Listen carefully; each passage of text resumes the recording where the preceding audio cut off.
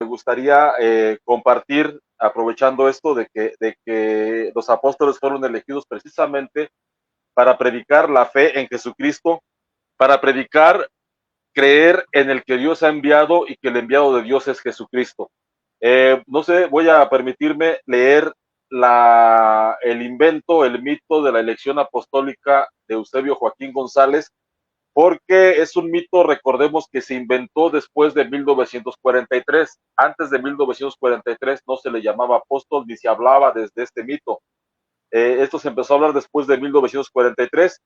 Voy a hablar de la primera llamada o el primer llamamiento de Eusebio, que fue la noche supuestamente del 6 de abril de 1926. Fue por ese tiempo cuando, después de siglos de haberse dejado de oír la voz de Dios en la tierra, con la desaparición del último santo, que en los albores de la cristiandad Dios usara como receptáculo de su voz divina, pero ahora en este presente siglo, el último de la humanidad, Dios por su gracia volvió a enviar la voz al hombre, poderosa y atronadora voz, que en el pasado estremeció a la multitud al pie del monte Sinaí, la que cumplió lo dicho por el Señor de todo lo creado.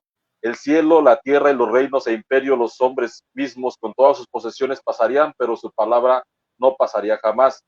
La misma palabra de eterna vigencia que en el recinto sagrado se oyera decir Samuel, Samuel, ahora en las primeras horas del bendito día 6 de abril de 1926, encontrándose el hermano Eusebio Joaquín descansando en su humilde camastro, oyó una voz fuerte semejante al trono que decía: aquí hay un varón cuyo nombre será Aarón. Fue un estruendo que lo hizo enmudecer, e incorporándose sobresaltado despertó a su esposa diciéndole: ¿oíste, Elisa? A lo que ella contestó: no, yo no oí nada, negro, como amorosamente le llamaba, pues la voz, como sucediera con Samuel, no era para Elí, sino para Samuel. Así también, sin reconocer todavía aquello, le dijo: una voz me dice que aquí hay alguien cuyo nombre será Aarón. Por aquellos días una de las dos mujeres de Saulo estaba por dar a luz y pensó: sin duda se trata del niño del hermano Saulo que está por nacer, y se volvió a acostar quedándose dormido. No había transcurrido mucho tiempo cuando de nuevo otro estruendo lo despertó, y además ahora veía una manifestación celestial. Veía una mano grande y blanca que aparecía a través de la pared de aquel humilde aposento, y que con el dedo índice le apuntaba a la vez que la voz de trueno enunciaba: tu nombre será Aarón. Posteriormente hubo una tercera manifestación en la cual él veía, como si no hubiese techo, una constelación de infinidad de estrellas que centellaban de una manera maravillosa y en mil colores. Estas empezaban a ordenarse en una formación de palabras que decían las mismas cosas que la voz le había dicho con anterioridad, y señalando con un dedo índice la frase que se formó en aquel momento decía: tu nombre será Aarón, lo haré notorio por todo el mundo y serás de bendición. Levantándose de nuevo se lo comunicó a su esposa, pero ya de una forma distinta, pues el temor estaba unido a él con una inexplicable alegría. Después de invitarla a orar, se acostaron de nuevo en espera del nuevo día. Aunque su esposa no había oído ni visto nada, al escuchar el mensaje de los labios de su esposo, se estaba convirtiendo sin saber en la primera creyente del testimonio. Bueno, ya aquí esto lo tomé del libro La Luz del Mundo, breve historia de la restauración de la primitiva iglesia cristiana, que es el primer libro que escribió La Luz del Mundo. Voy a refutar con la Biblia este invento, este mito, que realmente fue un mito, como lo repito, inventado después de 1943. El hecho de que se diga que Dios mismo promete hacer manifiesto o notorio el nombre de Aarón a todo el mundo violenta la escritura conforme a la declaración del mismo Dios al profeta Ezequiel. En Ezequiel 39:7 encontramos: y haré notorio mi santo nombre en medio de mi pueblo Israel. Ahí Eusebio está usurpando el nombre de Dios. Y haré notorio mi santo nombre en medio de mi pueblo Israel, y nunca más dejaré profanar mi santo nombre, y sabrán las naciones que yo soy Jehová, el santo de Israel. Ezequiel 39:7. El Santo de Israel, aquí las personas de la luz del mundo le llaman el Santo de Israel a Nazón Joaquín y en su tiempo a Samuel Joaquín. Pero Ezequiel 39:7 dice, yo soy Jehová, el Santo de Israel. Por otra parte, resulta también sospechoso que el relato de la visión que tuvo Eusebio resulte muy parecido al llamamiento de Abraham. Fue una piratería del llamamiento de Abraham que está narrado en el Génesis. Pero Jehová, dice Génesis 12 del 1 al 3, pero Jehová había dicho a Abraham, vete de tu tierra y de tu parentela y de la casa de tu padre a la tierra que te mostraré.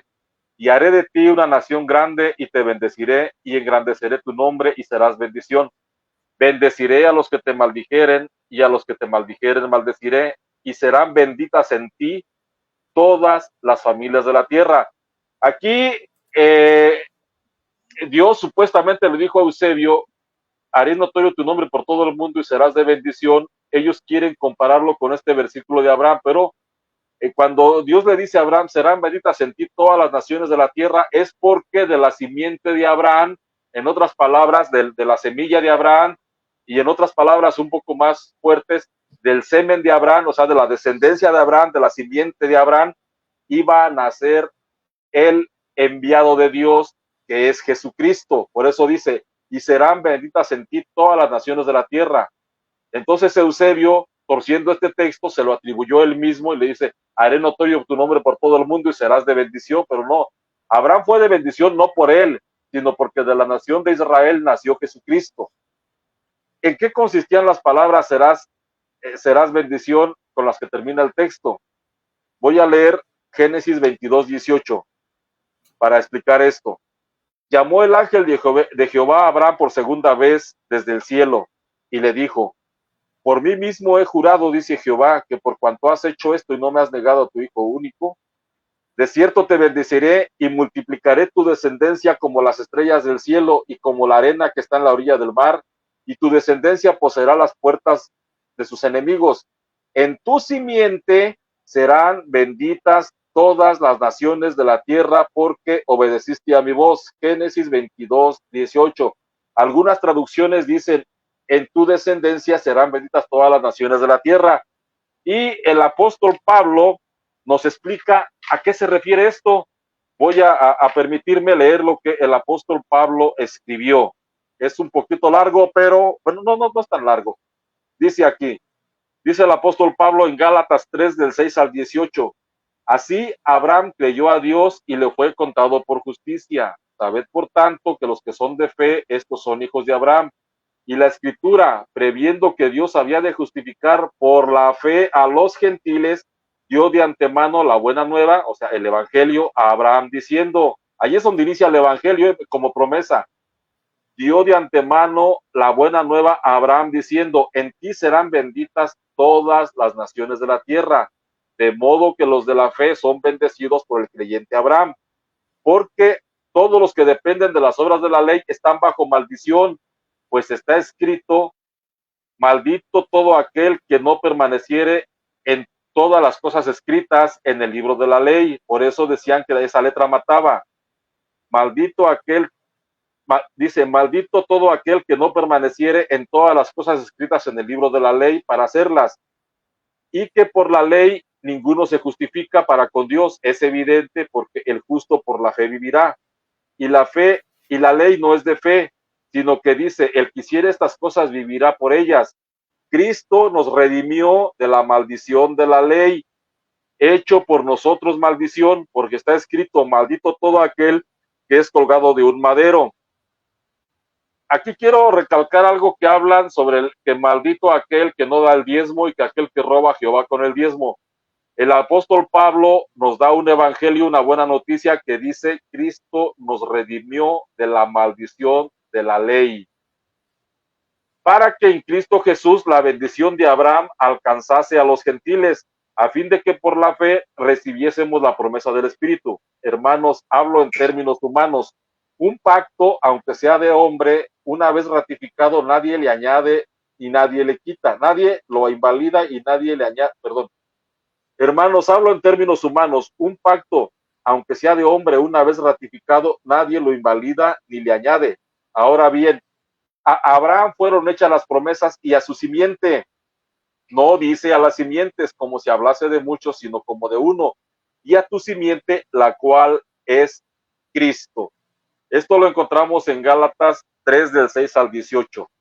Supuestamente Dios le dice que haría notorio su nombre, Aarón Joaquín González, por toda la tierra, y esto es totalmente opuesto al mensaje de predicación encomendado por Cristo a sus apóstoles, ya que el nombre que deseaba que se conociera no era el de Pablo, ni el de Pedro, o ninguno de los 12, sino el nombre de Jesucristo. En Lucas 24:47 encontramos, y que se predicase en su nombre el arrepentimiento y el perdón de pecados en todas las naciones, comenzando desde Jerusalén, no comenzando desde la hermosa provincia de Guadalajara, comenzando desde Jerusalén. El Señor le dijo al apóstol Pablo, en este caso, ve porque, perdón, le dijo a Ananías para que fuese a encontrarse con el apóstol Pablo, ve porque instrumento escogido me es este, para llevar mi nombre en presencia de los gentiles y de reyes y de los hijos de Israel, porque yo le manifestaré cuánto le es necesario su padecer por mi nombre. A los apóstoles se les encomienda la misión de manifestar el nombre de Cristo entre los gentiles. Voy a leer un poquito más de contexto sobre la conversión del apóstol Pablo. Perdón, él, Hechos 4, voy a leer sobre la sanación del enfermo, y cuando le dice el apóstol Pedro que no hay otro nombre bajo el cielo por el que podamos ser salvos. Y aconteció al día siguiente que se reunieron en Jerusalén los gobernantes, los ancianos y los escribas, y el sumo sacerdote Anás y Caifás y Juan y Alejandro, y todos los que eran de la familia de los sumos sacerdotes. Poniéndoles en medio les preguntaron, ¿con qué potestad, en qué nombre habéis hecho vosotros esto? Entonces Pedro, lleno del Espíritu Santo, les dijo, gobernantes del pueblo y ancianos de Israel, puesto que hoy se nos interroga acerca del beneficio hecho a un hombre enfermo, que de qué manera éste haya sido sanado, o sea notorio a todos vosotros y a todo Israel, que en el nombre de Jesucristo de Nazaret, a quien vosotros crucificasteis y a quien Dios resucitó de entre los muertos, por este hombre, por él, este hombre está en vuestra presencia sano. Este Jesús es la piedra reprobada por vosotros los edificadores, la cual ha venido a ser cabeza del ángulo. Y en ningún otro hay salvación, porque no hay otro nombre bajo el cielo dado a los hombres en el que podamos ser salvos. Hechos 4 del 5 al 12. Queda aquí entonces muy claro que el único nombre donde hay salvación, bendición y vida dado a los hombres es el de Jesucristo. La elección del apóstol Pablo desmiente la elección de Eusebio Joaquín, porque el apóstol Pablo fue elegido para llevar el nombre de Jesucristo a los gentiles y a los hijos de Israel.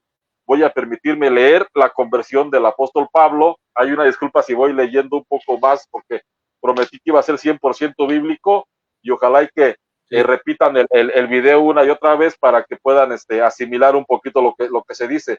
Es que Eusebio Joaquín fue elegido para ser famoso él, y el apóstol Pablo fue elegido para hacer famoso a Jesucristo. Saulo, respirando aún amenazas y muerte contra los discípulos del Señor, vino al sumo sacerdote y le pidió cartas para las sinagogas de Damasco, a fin de que si hallase algunos hombres o mujeres de este camino, los trajesen presos a Jerusalén. Mas yendo por el camino, aconteció que al llegar cerca de Damasco, repentinamente le rodeó un resplandor de luz del cielo, y cayendo en tierra oyó una voz que le decía, Saulo, Saulo, ¿por qué me persigues? Él dijo, ¿quién eres, Señor? Y le dijo, yo soy Jesús, a quien tú persigues. Dura cosa te es dar cosas contra el aguijón. Él, temblando y temeroso, le dijo, ¿qué quieres que yo haga? Y el Señor le dijo, levántate y entra en la ciudad, y se te dirá lo que debes hacer. Y los hombres que iban con Saulo se pararon atónitos, oyendo a la verdad la luz, mas sin ver a nadie. Entonces Saulo se levantó de tierra y abriendo los ojos no veía a nadie. Así que llevándole por la mano, le metieron en Damasco, donde estuvo 3 días sin ver y no comió ni bebió. Tomen en cuenta que fueron 3 días, ¿eh? Ahorita les voy a decir por qué. Había entonces en Damasco un discípulo llamado Ananías, a quien el Señor le dijo en visión, Ananías, y él respondió, heme aquí, Señor. Y el Señor le dijo, levántate y ve a la calle que se llama Derecha y busca en casa de Judas a uno llamado Saulo de Tarso, porque he aquí, porque he aquí, él ora y ha visto en visión a un varón llamado Ananías que entra y le pone las manos encima para que recobre la vista. Entonces Ananías respondió, Señor, he oído de muchos acerca de este hombre, cuántos males ha hecho a los santos en Israel, y aún así tiene autoridad de los principales sacerdotes para prender a todos los que invocan tu nombre. El Señor le dijo, ve, porque instrumento escogido me es este, para llevar mi nombre en presencia de los gentiles y de reyes y de los hijos de Israel, porque yo le mostraré cuánto es necesario padecer por mi nombre. Fue entonces Ananías y entró en la casa y poniendo sobre él las manos le dijo, hermano Saulo, el Señor Jesús que se te apareció en el camino por donde venías, me ha enviado para que recibas la vista y seas lleno de Espíritu Santo. Y al momento le cayeron de los ojos como escamas. Recibió al instante la vista y levantándose fue bautizado. Y habiendo tomado alimento recobró las fuerzas y estuvo Saulo por algunos días con los discípulos que estaban en Damasco. Hechos 9 del 1 al 19. Aquí vemos que el apóstol Pablo fue elegido para llevar el nombre de Jesucristo en presencia de los gentiles, de los reyes y del pueblo. O sea, Pablo fue comisionado para llevar el nombre de Cristo y para predicar el evangelio a los gentiles, no para hacer famoso el nombre de Saulo, ni para que la gente creyera en la elección de Saulo, sino para que creyeran en Jesucristo. Entonces, también aquí estamos viendo que hubo testigos, Ananías fue un testigo, las personas que iban con él, y acá hay una característica de los apóstoles de la luz del mundo, que todos fueron llamados de noche y sin testigos. Entonces, otra cosa, estamos hablando de que transcurrieron 3 días, dice aquí la escritura, y entonces dice el versículo 18, y al momento le cayeron de los ojos como escamas y recibió al instante la vista y levantándose fue bautizado. No dice que se bautizó él solito. Entonces, es una herejía lo que Eusebio Joaquín está predicando de que se bautizó él solo. ¿Cómo vamos hasta allí?